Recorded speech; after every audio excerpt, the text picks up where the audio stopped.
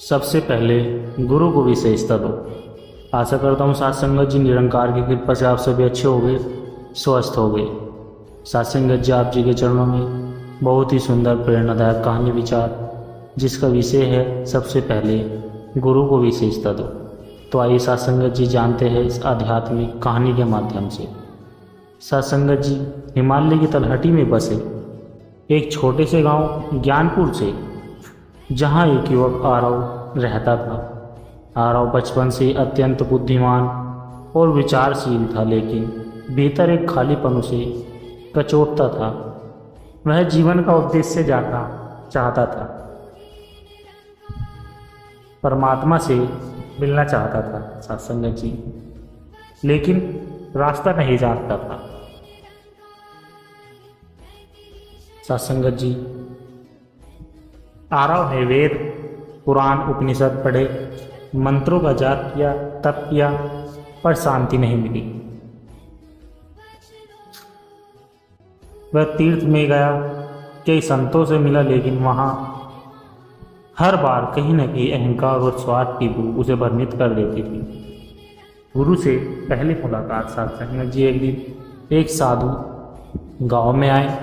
साधारण वस्त्र, शांत चेहरा और हर वाणी में शांति का प्रकाश। उनका नाम गुरुदेव आत्मानंद था। सत्संग जी उन्होंने गांव में सत्संग करवाया, सत्संग शुरू किया। आरव उनके पास गया और पहली ही दृष्टि में उसे लगा जैसे यही मेरे मार्गदर्शन। सत्संग जी गुरुदेव बोले, बेटा ज्ञान से पहले समर्पण चाहिए। जब तक शिष्य गुरु को विशेषता नहीं देगा, तब तक उसे कुछ भी विशेष नहीं मिलेगा।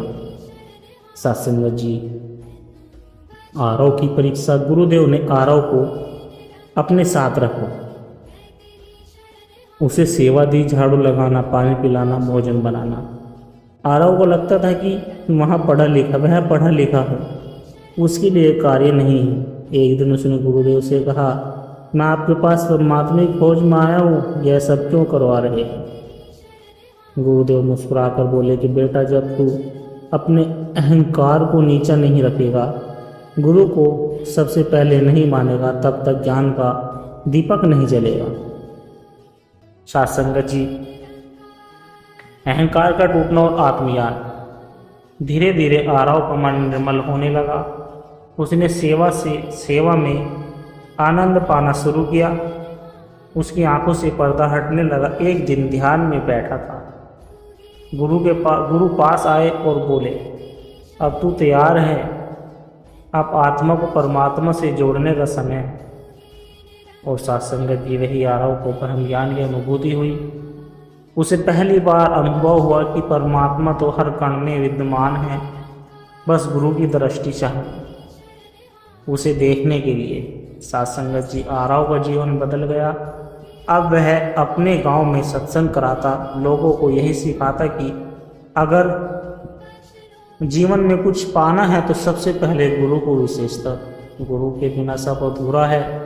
गुरु ही परमात्मा तक पहुंचने की सीढ़ी है। सत्संग जी साक्षात्कारता। नमस्कार आरव जी, आज हम जानना चाहते हैं कि आपके जीवन में सबसे बड़ी आध्यात्मिकता क्रांति कैसे है? आरव ने जवाब दिया, मेरे जीवन की सबसे बड़ी क्रांति तब आई जब मैंने गुरु को विशेषता देना सीखा। आपके जीवन में भटकाव कब शुरू हुआ? आरव ने उत्तर दिया, जब मैंने खुद को ज्ञानी समझ लिया और सोचा कि किताबों से ही सब कुछ मिलेगा।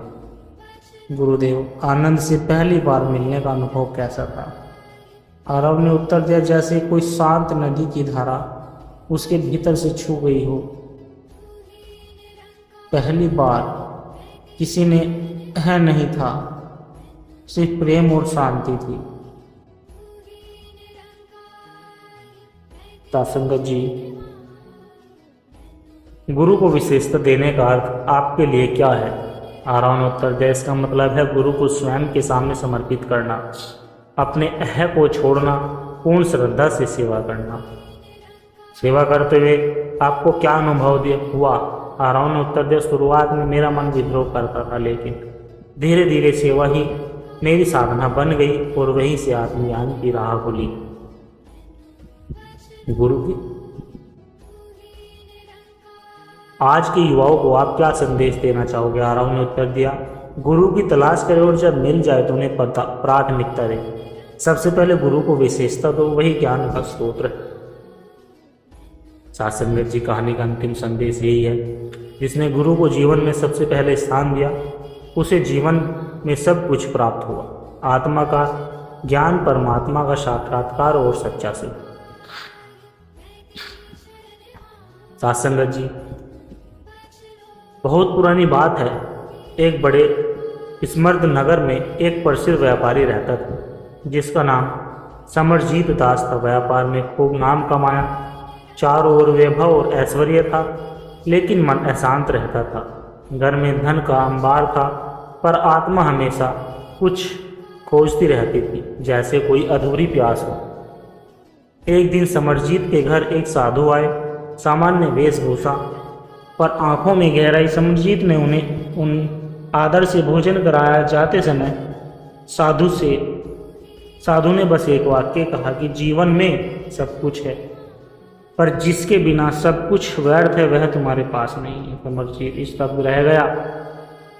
वह पूरे नगर में उस साधु को खोजता रहा, लेकिन वह कहीं नहीं मिला। गुरु की खोज और संघर्ष। समरजीत ने तय किया कि वह जीवन को समझे बिना नहीं रहेगा। उसने व्यापार धीरे धीरे अपने बेटों को सौंप दिया और आत्मा की शांति की खोज में वह निकल पड़ा। कई सालों तक वह एक आश्रम से दूसरे आश्रम भटकता रहा। हर किसी से ज्ञान लिया, पर संतोष नहीं मिला। किसी ने उसे यज्ञ कराए, किसी ने ध्यान की विधियां सिखाई, पर उसके भीतर की प्यास कम ना हुई। संगत जी, महासागर की ओर यात्रा। एक बार वह एक पहाड़ी गांव में पहुंचा, जहां लोगों ने उसे बताया कि एक संत रहते हैं जिनका नाम महात्मा प्रबोधानंद जी था, जो बहुत कम बोलते थे, पर जिनके पास बैठने से मन शांत हो जाता था। समरजीत वहां पहुंचा। संत ध्यान में लीन थे। कई लोग उनके पास थे, पर वे किसी से न मिलते। समरजीत वहीं बैठ गया। दिन बीते, सप्ताह बीते, बिना बोले बिना मांगे बस वहीं बैठकर संतों के चरणों में समय बिताने लगे। एक रात संत ने आंखें खोली और पहली बार समरजीत को देखा। गुरु की दृष्टि और शिष्य तत्व की शुरुआत। संत बोले, साथ संगत जी, तुम्हें सब कुछ मिल जाएगा, लेकिन एक शर्त पर। सबसे पहले मुझे कुछ सौंप दो, तुम्हारा मन, तुम्हारा ज्ञान, तुम्हारा अभिमान, तुम्हारा अनुभव। समरजीत ने जो कर कहा, मैं तैयार हूँ। आप कुछ भी मेरा नहीं, बस आप है और आपके चरण। सत्संग यहीं से उसकी सच्ची यात्रा शुरू की। अब केवल सेवा करता, आश्रम की सफाई करता, बर्तन मांजता, बूढ़ों को खाना खिलाता। जहां पहले वह 100 नौकरों से काम करवाता था, अब स्वयं झाड़ू लगाता था। साथ संगत जी, परीक्षा की घड़ी। एक दिन गांव में महामारी फैल गई। लोग संत से मिलना आने बंद हो गए। समरजीत अकेला रह गया। वह खुद बीमार पड़ गया, फिर भी संत की सेवा नहीं छोड़ी। महात्मा ने एक दिन कहा कि तुम वापस अपने नगर जा सकते हो, वहां तुम्हारा परिवार तुम्हारा इंतजार कर रहा। पर समरजीत ने सिर झुकाकर कहा, मेरा परिवार, मेरी पहचान बस आप है। पहले मैं सोचता था कि सब कुछ मेरे बल से है। अब समझा कि जीवन में अगर कोई विशेषता है तो वह गुरु के कारण ही है। सत्संग जी, ज्ञान का प्रकाश। संत ने उसे उस दिन एकांत में बुलाया, उसकी आंखों में देखा और बस इतना कहा, अब तू तैयार है आंखें बंद कर। जैसी समरजीत ने आंखें बंद की, उसे ऐसा अनुभव हुआ कि उसका शरीर मिट गया। चारों ओर से प्रकाश, शांति, दिव्यता या अनुभव। वर्षों की प्यास बुझ गई। उसे दिखा परमात्मा तो हमेशा से यहीं थे, पर मेरे देखने वाली दृष्टि चाहिए थी जो अकेले गुरु को ही। दे सकते हैं। सासंगत समरजीत की वापसी। कई वर्ष बाद यह अपने नगर लौटा, पर अब वह समरजीत नहीं था। उसने महल नहीं, एक छोटा सा साधनालय बनाया, जहाँ वह आने वाले लोगों को बस एक सिखाता था, ज्ञान भक्ति। तब सेवा सब कुछ व्यर्थ है, जब तक जीवन में गुरु को सबसे पहले विशेषता नहीं दी जाए। गुरु के बिना आत्मा अंधेरे में भटकती है। गुरु ही वह दीपक है जो अंतर्मन के परमात्मा का दर्शन कराता है। सासंगत जी समरजीत का नाम अब लोगों की वाणी में दीन दास बन गया था, जो सब कुछ हार कर गुरु में जीत गया था। सासंगत जी जिसने गुरु को पहले स्थान पर रखा, उसके जीवन में बाद में सब कुछ अपने आप आ गया।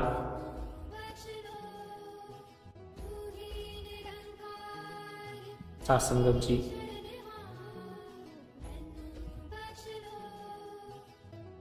जिसने गुरु को पहले स्थान पर रखा, अब जीवन में बाद में सब कुछ अपने आप आ गया। आत्मज्ञान, प्रेम और परम शांति। भारत के उत्तर में बस एक छोटे से गांव सत्यपुर में एक युवक आर्यन रहता था। आर्यन एक प्रभावशाली कलाकार था, जो जीवन को रंगों में ढूंढने की कोशिश करता था। लेकिन जैसे जैसे उसकी उम्र बढ़ती गई, वह जानने लगा कि कला में तो रंग है, पर आत्मा सूनी है। सासंगत जी हर रात वह आसमान की ओर देखकर सोचता कि मैं कौन हूँ, इस जीवन का क्या अर्थ है, क्या कोई ऐसा है जो इन सवालों को उत्तर दे सके। सासंगत जी एक दिन गांव में एक रहस्यमय साधु आते हैं।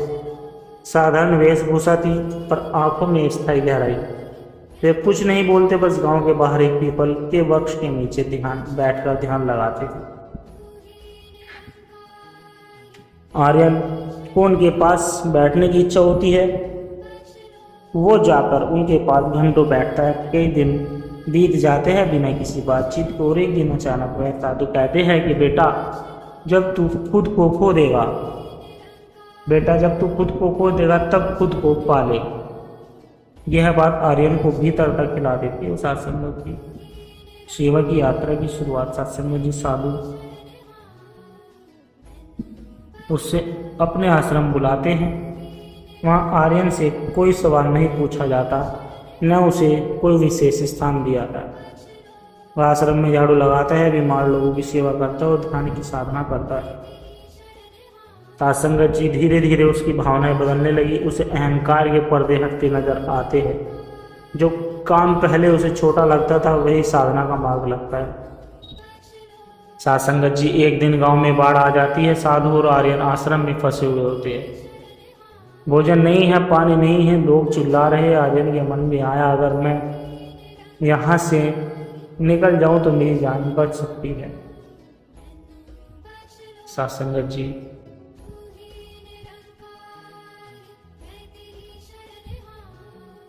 साधु और आर्यन आश्रम में फंसे रहते हैं। भोजन नहीं, पानी नहीं, लोग चिल्ला रहे हैं। आर्यन के मन में आता, अगर मैं यहाँ से निकल जाऊं तो मेरी जान बच सकती है। तभी उसे साधु की आवाज़ सुनाई देती है। जहाँ से भागने का मन करे, वहीं रुकने से आत्मा मिलती। वो रुकता है, सेवा करता है और अंत में सबको सुरक्षित बाहर निकाल लेता है। सासंगत जी कुछ महीने बाद एक रात वह साधु आर्यन को बुलाकर कहता है कि अब तू तैयार है। वे उसे बोधि वृक्ष के नीचे ले जाते हैं, वहीं पीपल का वृक्ष जिसके नीचे पहली बार मिले थे।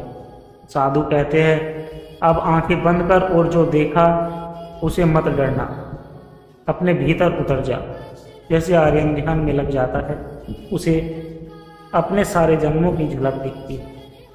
उसे एहसास होता है कि आत्मा कभी नहीं मरी, कभी नहीं पैदा हुई, वह साक्षी है, शुद्ध है और वही परमात्मा का अंश है। सासंगत जी गुरु का रहस्य उजागर होता है। ध्यान टूटते ही वह देखता है कि साधु वहाँ नहीं है। पीपल के पत्ते हवा में हिल रहे हैं। आर्यन कुछ नहीं बोलता, क्योंकि अब उसे शब्दों की जरूरत नहीं रही। उसे समझ आ गया कि गुरु बाहर नहीं, भीतर ही विराजमान। आर्यन वापस सत्यपुर लौटता है, लेकिन अब वो सही कलाकार नहीं। अब वह जीवन का परमात्मा का आनंद मानता है वह लोगों को सेवा, ध्यान और समर्पण का रास्ता दिखाने लगता है। वह कोई प्रचार नहीं करता, कोई प्रवचन नहीं करता है, बस चुपचाप आध्यात्मिक जीवन जीता है। सत्संगत जी, लोग कहते हैं कि उसकी आंखों में देखो जिसे खुदा को देख रहे हैं। सत्संगत जी, आत्मिक यात्रा बाहर यात्राओं से नहीं होती बल्कि भीतर उतरने से होती है। जब तक गुरु का समर्पण नहीं आता तब तक ज्ञान वह दीपक नहीं जलता। जो स्वयं को मिटा देता है वही सच्चे साथी होते हैं। सत्संगत जी, सत्संगत जी, दास के द्वारा कहे गए प्रेरणादायक कहानी विचार यदि आप जी को अच्छे लगे हो तो वीडियो को लाइक करें, शेयर करो, कमेंट बॉक्स में अपने सुझाव हमारे से साझा जरूर करें और दास के चैनल को सब्सक्राइब जरूर कर देता। सत्संगत जी, दास को आशीर्वाद दे हर रोज आप जी के चरणों में ऐसे ही सुंदर सुंदर प्रेरणादायक कहानी विचार लेकर आता रहूं। सत्संगत जी, प्यार से कहना धन निरंकार जी।